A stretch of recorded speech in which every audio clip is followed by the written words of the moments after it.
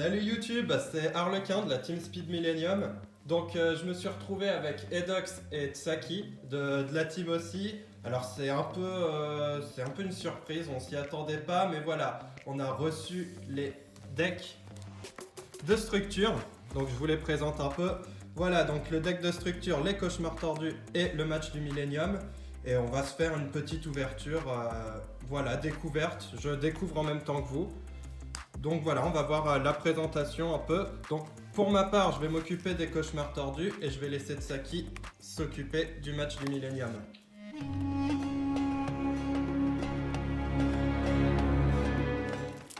Bah voilà, déjà les cartes sont rassemblées en un seul tas avec les ultras qu'on peut voir de chaque côté. Donc on est parti avec l'ultra, excavation de pierre magique. Donc défausser 2 cartes puis cibler une magie dans votre cimetière, ajoutez-la à votre main. Ça peut être pas mal. On a Renaissance de l'ombre. Activez cette compétence durant votre main phase. Une fois par duel, vous pouvez payer la moitié de vos LP et invoquer spécialement un monstre depuis l'un des cimetières, mais votre adversaire ne reçoit aucun dommage de combat ce tour. Je ne pense pas que ce soit la plus intéressante celle-ci. Ça pourra toujours être joué dans des decks fun. Mais après voilà, il y a quand même des conditions. Payer la moitié de ses points de vie dans un format où il va y avoir des cartes qui burn, où l'on peut OTK assez facilement, je trouve ça quand même cher payé. Même si l'effet est pas mauvais, je trouve que c'est un peu trop cher payé. Surtout, bon, on va voir avec les compétences après, mais je trouve qu'il y a des compétences qui sont bien plus versatiles et bien plus forte au niveau des players. Et personnalité tordue, donc pour moi celle-ci va être un peu plus intéressante. Chaque fois qu'un joueur perd des LP, placez un compteur sur cette carte, donc maximum 3. Une fois par tour, durant votre main phase, vous pouvez utiliser une des compétences suivantes. Retirez 2 compteurs de cette carte, puis défaussez une carte au hasard de votre adversaire. Et retirez 3 compteurs de cette carte, puis détruisez une carte face recto contrôlée par votre adversaire. Donc celle-ci, selon moi, elle va être plus intéressante et plus versatile dans le format. Donc le fameux golem de lave, hein.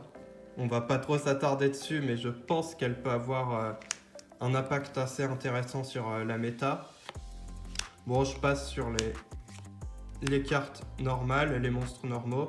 Donc là, il y a aussi bien du démon.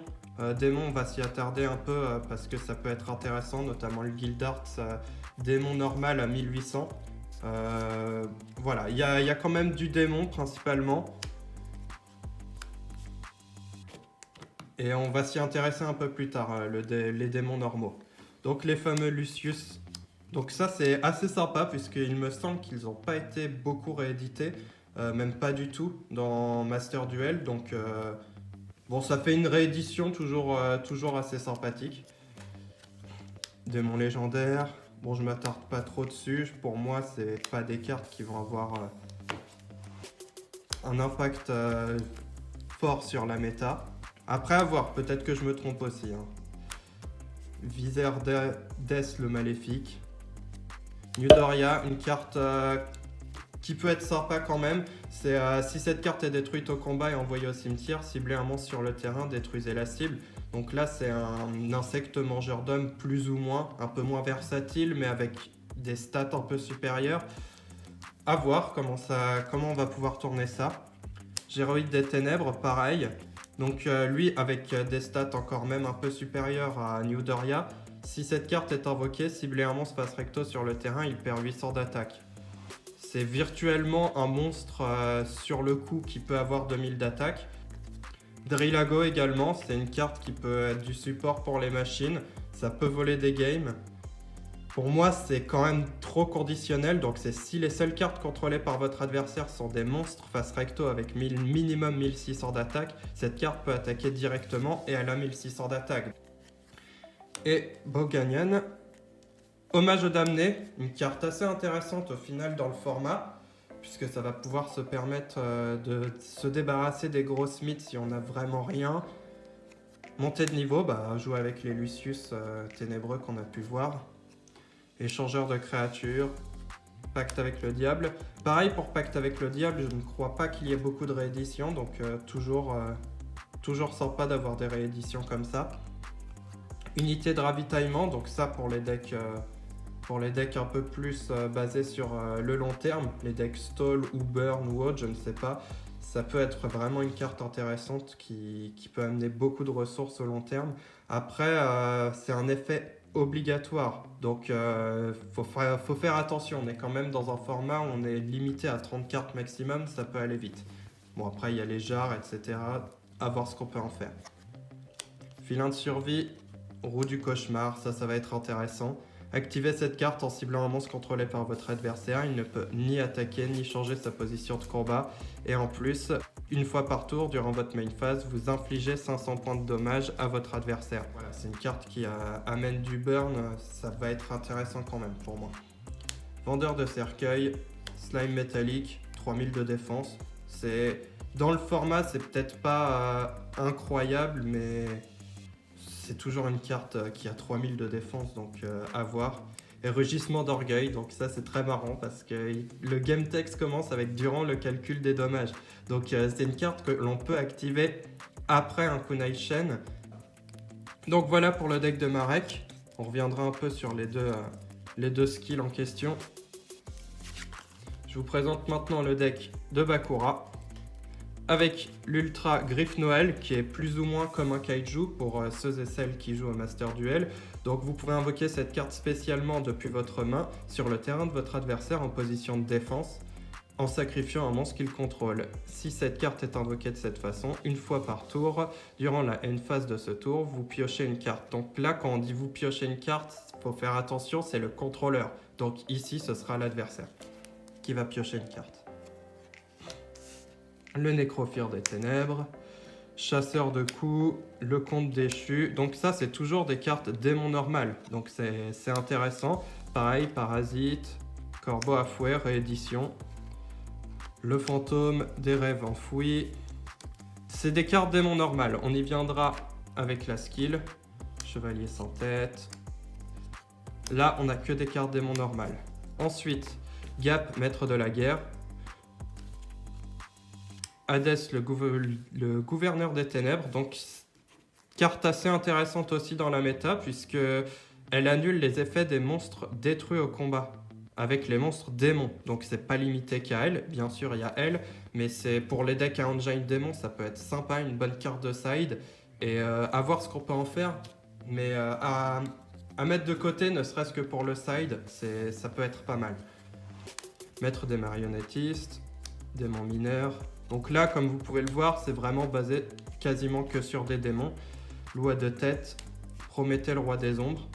C'est marrant parce que cette carte, mais bon, dans un format speed duel, je pense pas qu'il y aura le temps pour monter son attaque, mais elle peut potentiellement monter très très haut en attaque. Donc pourquoi pas, dans un format où on a 4000 points de vie, à voir.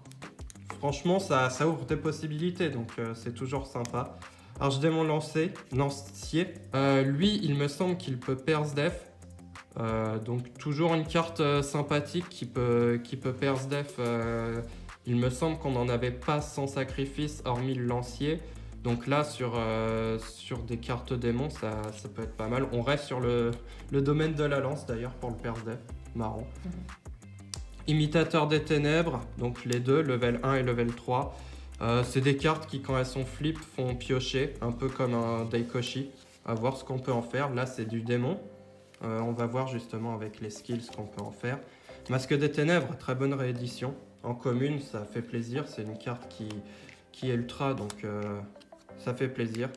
Rechargeur fou, épée de la noire destruction. Offrande damnée. Pour moi, ça va être une carte qui peut avoir un impact assez fort sur la méta. Cibler un monstre face recto sur le terrain, c'est pas limité en plus à ceux de l'adversaire. Détruisez la cible, mais par contre, on saute la prochaine draw phase.